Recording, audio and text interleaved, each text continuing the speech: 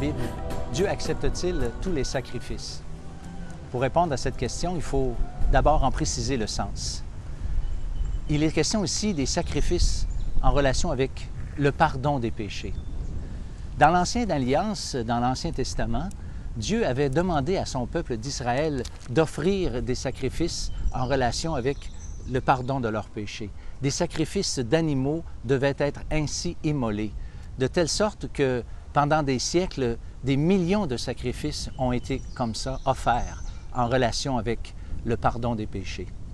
Curieusement, le Nouveau Testament nous indique aussi d'une façon très précise que ces mêmes sacrifices ne peuvent ôter les péchés. Le Nouveau Testament nous précise même que ces sacrifices qui étaient offerts étaient simplement l'ombre des choses à venir. Mais quelle est ou quelles sont ces choses à venir? Eh bien, la bouche de Jean-Baptiste dans le Nouveau Testament nous donne une réponse à cette question.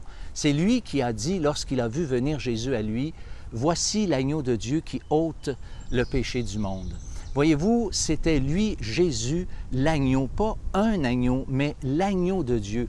Lui, le seul et unique sacrifice, l'agneau de Dieu qui venait mourir et immoler, donner sa vie pour la rançon de nos péchés. Voici d'ailleurs un texte extrêmement clair du Nouveau Testament qui nous montre ce contraste incroyable qu'il y a entre, d'une part, ces millions de sacrifices d'animaux offerts dans l'Ancien Testament et le seul, l'unique sacrifice de Jésus-Christ offert sur la croix. Et tandis que tout sacrificateur fait chaque jour le service et offre souvent les mêmes sacrifices qui ne peuvent jamais ôter les péchés, lui, après avoir offert un seul sacrifice pour les péchés, s'est assis pour toujours à la droite de Dieu. Car il est impossible que le sang des taureaux et des boucs ôte le péché.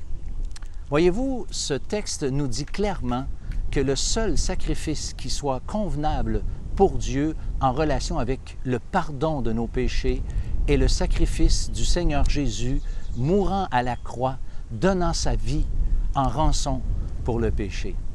Chers amis, si ces sacrifices dans l'Ancien Testament, qui étaient en fait l'ombre des choses à venir, sont insuffisants pour nous donner le pardon de nos péchés, imaginez combien les efforts ou les différents sacrifices de toutes sortes que nous pouvons essayer d'offrir à Dieu sont insuffisants en ce qui concerne le pardon de nos péchés.